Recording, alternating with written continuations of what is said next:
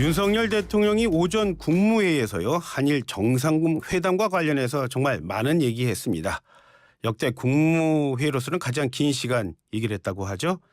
이제는 과거를 넘어선 새로운 한일 관계를 만들 때라면서 선제적인 한일 수출입 관계 회복을 산업장관에 지시했다고 했습니다. 그러면서 우리 사회에는 배타적 민족주의와 반일을 외치면서 정치적 이득을 취하려는 세력이 존재한다는 그런 말도 했습니다.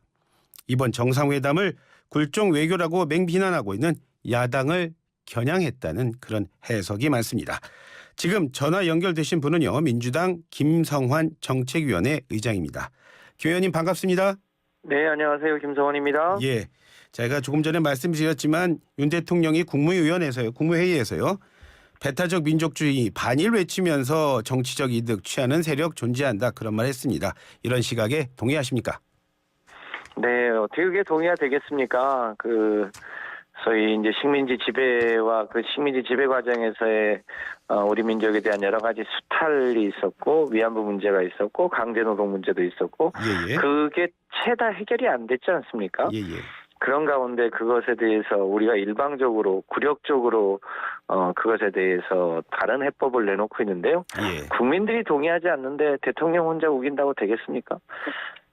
오늘 대통령이 방일 성과 국민에게 알리는 자리였는데 그 자리에서 그 정치적 이득 취하는 세력 존재한다 이런 얘기 할 거라는 예상을 하셨어요? 기존에도 기조가 그거였으니까요. 예. 충분히 예상했는데 예. 저는 여전히 국민을 가르치려고 하고 국민 위에 군림하려고 하고 이게 민주공화국의 원리에 맞느냐. 이게 조선 왕조 국가도 아니고요. 예.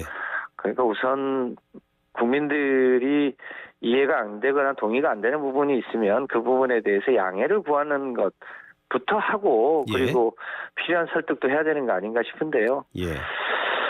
검찰총장 시절 때 가졌던 여러 가지 그 강압적 논리들을 그전이 대통령에 대해서도 여전히 하고 있는 거 아닌가. 국민적 동의받기 쉽지 않을 거라고 생각합니다. 예. 정치계 의장이시니까요. 그럼 민주당이 지금까지 정리한 일본 한일 정상회담 총평 한번 해주시죠. 아무래도 이제 물컵에 물을 반 담았고 나머지 반은 일본이 채울 거라고 처음에 예측했는데 예. 사실상 받은 건 없고 준 것만 있는 굴욕적인 한일 회담 아니었겠습니까? 예. 더군다나 아직까지 확인이 채 되지 않습니다만 예. 기시다 총리는 한일 정상회담에서 독도 문제, 위안부 문제, 후쿠시마 오염수와 또 수산물 수출 문제를 다 꺼내놓은 모양인데 예.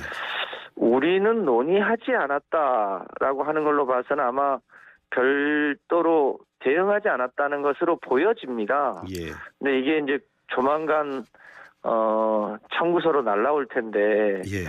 이런 것에 대해서 우리가 얼마만큼 윤석열 대통령이 얼마만큼 국익의 입장에서 대변할 수 있을지 매우 우려스럽습니다.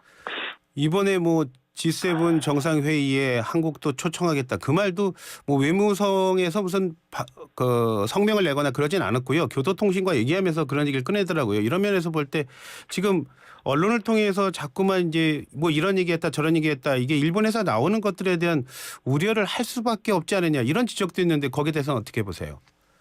그렇습니다.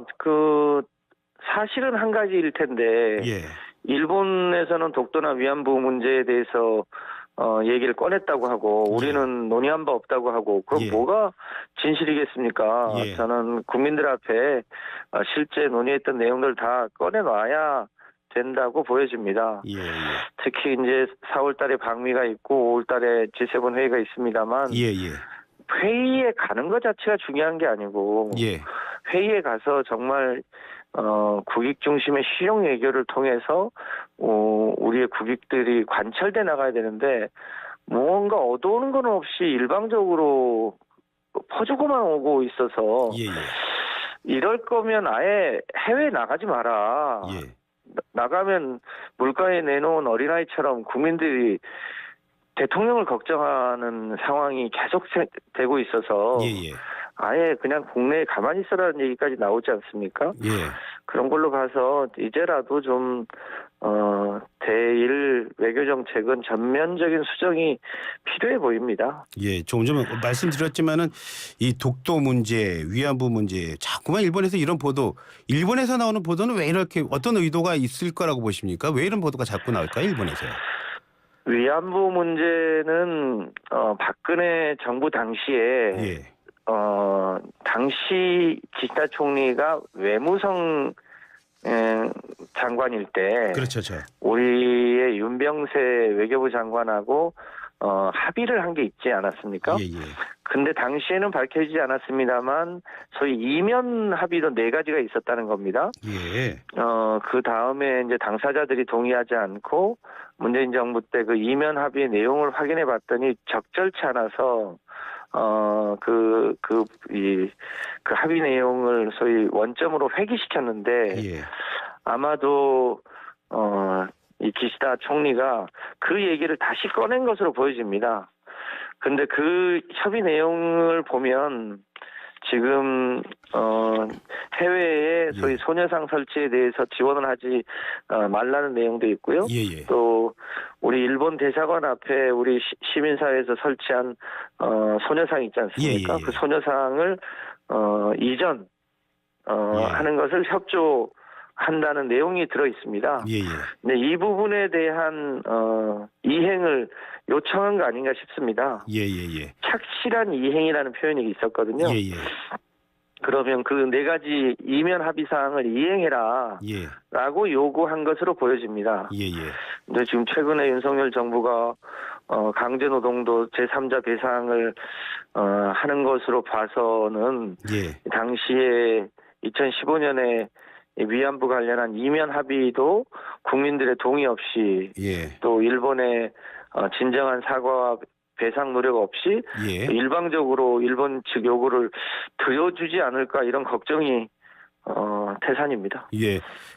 뭐 쉽게 말하면 이런 것 같아요. 그러니까 대통령실에서 독도 문제 또 위안부 문제 가지고는 일본에서 한 보도를 가지고 뭐 오보 대응하겠다 이런 것 같은데 그런데 후쿠시마 해산물 수입 이 문제에 대해서는 약간 좀 그 말을 잘 안 하더라고요. 이런 것들 후쿠시마 해산물 문제 어떤 얘기가 오갔다고 보세요? 글쎄요, 뭐 후쿠시마 문제는 2가지 아닙니까? 하나는 원전 오염수의 이제 해양 방출에 대한 우리 국민의 우려, 예, 소위 해양 방출을 하지 마라, 혹은 온전하게 국민의 건강에 대한 신뢰가 있기 전까지는 하지 마라. 뭐 예. 이런 얘기가 있어야 하는 거고, 예, 후쿠시마 수산물은 우리가 이 법적인 쟁송 끝에 수입을 안 하게 된 거 아닙니까? 예, 여전히 그 우려가 해소되지 않은 가운데 우리가 그 수산물을 수입할 특별한 이유가 없는데 예, 아마 이 일본 측의 요청이 있었고 글쎄요 또 덜컥 비공개로 예. 2015년 위안부 합의처럼 덜컥 협의해주고 온 거는 아닌지 예. 그런 우려를 감출 수가 없습니다. 예, 조금 답답하긴 합니다만 그래도 의원님께서는 대통령 탄핵해야 한다고 했는데 탄핵이라는 말을 꺼내기는 좀 부족하지 않냐 이런 지적도 있습니다. 그 지적에 대해서는 어떤 의견이십니까? 탄핵 사유에 해당된다고 했지 제가 탄핵해야 된다 이렇게 얘기하진 않았습니다. 죄송합니다. 탄핵 사유로도 부족하다 이런 의견에 대해서는요. 아니 아시겠습니다만 일제 강제 노동에 대한 문제는 대한민국 대법원의 판결 아니겠습니까? 네. 그러니까 1965년에 한일 국가 간 청구권 협정은 있었음에도 불구하고 예, 기업과 개인 간의 배상 책임은 여전히 있다는 거고 예, 예, 그에 따라서 대법원 사법부 판결을 행정부가 임의로 뒤집은 건데요. 예, 그건 명백한 상권 분립 헌법 위반 아닙니까? 예, 그러니까 그것은 탄핵의 사유가 된다고 여러 법률 전문가들이 지금 얘기하고 있는 사안인데요. 예. 저는 오히려 윤석열 행정부가 너무 과도하게 예, 해법을 만든 거 아니냐. 해서는 안 될 일을 정부가 한 거죠. 예. 대통령실 이런 말합니다. 너무 민주당 지역적인 문제 자꾸 들고 나와서 그거 정쟁화하고 있다 이런 말도 하는데요. 그런 비난에 대해서는 어떻게 보세요? 독도 문제, 위안부 문제, 강제노동 배상 문제 이게 지역적이면 예. 어떤 게 그러면 큰 일일까요? 독도 문제는 영토 주권에 관련된 얘기 아닙니까? 위안부는 36년간의 일본의 식민지 통치 과정에서의 우리 국민들에게 가장 아픈 상처 아닙니까? 네. 후쿠시마 오염수 문제도 그렇고요. 예. 이런 문제까지도 지역적인 문제라고 하면 도대체 이런 것까지를 지역적이라고 하고 열어나갈 수 있는 한일 관계의 미래라는 게 도대체 어떤 게 있겠습니까? 예. 그것을 오히려 국민들한테 잘 설명해야 되지 않을까 싶습니다. 예. 대통령이 오늘 오전에요. 뭐 25분 가까이 그렇게 오랫동안 TV 앞에서 국무회의 생중계하면서요. 많은 시간 할애한 게 한일 문제 그리고 또 하나 있었어요. 뭐냐면 주 69시간 근로시간 개편안에 대한 얘기했는데요. 지금 네. 윤석열 정부의 69시간 근로시간 개편안에 대해서 민주당에서 현재까지 정리된 의견은 어떤 겁니까? 우리 사회가 OECD 국가들 중에 예. 가장 일을 많이 한 대표적인 나라였습니다. 예. 그 문제를 해결하려고 문재인 정부 때 주 52시간제를 이제 법제화하고 대기업부터 이제 차차 확대 나가고 있는 거 아닙니까? 예. 그 덕분에 이제 연간 2,000시간 넘는 노동 시간이 1,900시간대까지 줄어들었습니다. 예. 그런데 여전히 OECD 국가 평균 1,600시간대에 비하면 예. 여전히 한 300시간 가까이 다른 나라 노동자들보다 일을 많이 하고 있는 거죠. 예. 이제 그런 면에서 보면 오히려 노동 시간을 더 줄이고 대신 생산성을 높이는 쪽으로 가야 할 텐데 예. 대통령이 후보 시절에 120시간 노동 얘기도 꺼내더니 다시 우리 사회를 일종의 과로 사회로 되돌리려고 하는 것은 저는 퇴행이라고 아니할 수 없습니다. 예. 우리 사회가 독일이나 프랑스처럼 당장 1,300시간대, 1,400시간대까지는 못 갈 망정 예. OECD 평균인 1,600시간대로 오히려 일을 줄여나가야 되는 게 우리가 가야 될 미래죠. 예. 네, 그런 면에서 보면 이 정책은 저는 프레임이 잘못됐다 이런 정도가 아니라 예. 과감하게 정책을 철회하는 게 맞다고 보여집니다. 지금 프레임 말씀하셨는데 김대기 대통령 비서실장이 그런 말 했었잖아요. 극단적인 프레임이 씌워져서 정책 취지가 제대로 전달되지 않았다. 누가 프레임을 씌운 사람이 있을까요?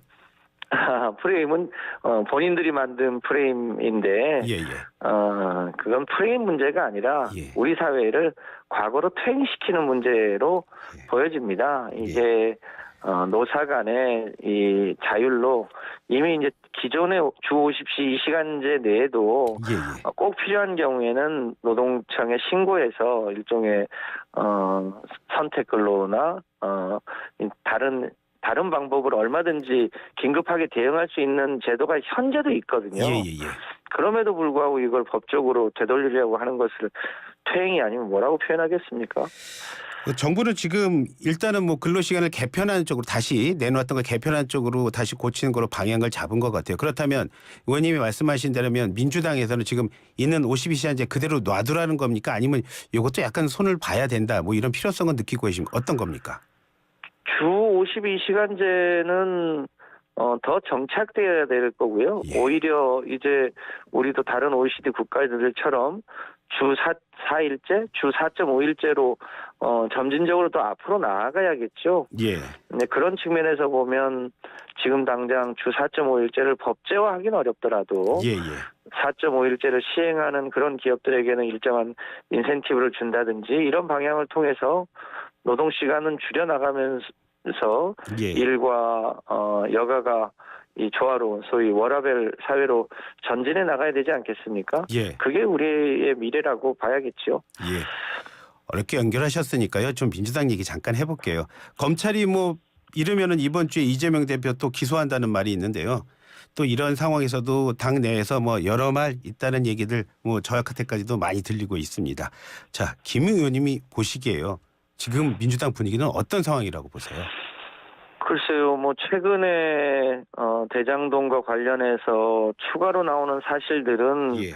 이재명 대표가 무슨 뇌물을 받았다 있거나 이런 게 아니고 예. 대부분이 소위 이 전직 검찰 수뇌부 박영수 예. 전 특검이나 김남수 총장이나 이런 사람들 얘기가 속속 나오고 있는 거 아닙니까? 예, 예, 예. 이미 이 정여각 녹취록도 8년 전에 검찰이 확보했었다고 하는데 예, 예. 거기에도 보면 범죄 혐의는 주로 그 전직 검사 출신들의 위법 사항들만 있었잖아요. 예. 그런 면에서 보면 이거는 이재명 대표의 사법 리스크가 아니라 일종의 김만배, 남욱, 정영학 등과 대한민국의 힘센 이 검찰 권력의 일종의 게이트 사건이다. 예. 이렇게 보는 게 맞지 않겠습니까? 이제 예. 그런 부분에 대해서 민주당 의원들이 대부분 다 이해하고 있어서 예. 뭐 당내 분위기는 뭐 이 부분에 대해서는 특별한 동요가 없는 편입니다. 그래서 뭐 당내에서 뭐 인적 쇄신 뭐 이런 얘기도 나오는 것 같아요. 의원이 보시기에는 지금 인적 쇄신 할 때라고 보십니까? 필요하다고 보십니까? 아니면 뭐 그럴 필요는 없다고 보세요? 어떻게 보세요? 네, 당내 일부 이제 그런 의견도 있고 해서 예. 이재명 대표나 당 지도부 차원에서 예. 신중하게 검토하고 있습니다. 아, 그렇습니까? 필요하다, 필요 안 하다 뭐 이거 뭐 딱 잘라서 말씀하신 좀 어려운 상황이신가요? 아니 뭐 필요성도 일부 있고 또 자연스럽게 교체 수요도 있고 뭐 그런 예. 측면이 있어서 예. 뭐 검토하고 있는 단계이다. 뭐 예. 이런 정도입니다. 개인적으로 한다면 어떤 방향 그리고 언제쯤 시기는 적당하다고 보십니까? 글쎄요, 이제 뭐 무작정 할 수 있는 건 아니고 예. 또 새로운 분이 또 적재적소에 적임자가 있어야 되는 거 아니겠습니까? 예, 예, 예. 그런 거에 맞추어서 아마 대표나 지도부가 판단을 할 거라고 알고 있습니다. 네, 오늘 말씀 뭐 여기까지 듣도록 하겠습니다. 오늘 말씀 감사합니다, 의원님. 예, 고맙습니다. 네, 지금까지 더불어민주당 김성환 정책위 의장과 전화 연결해봤습니다.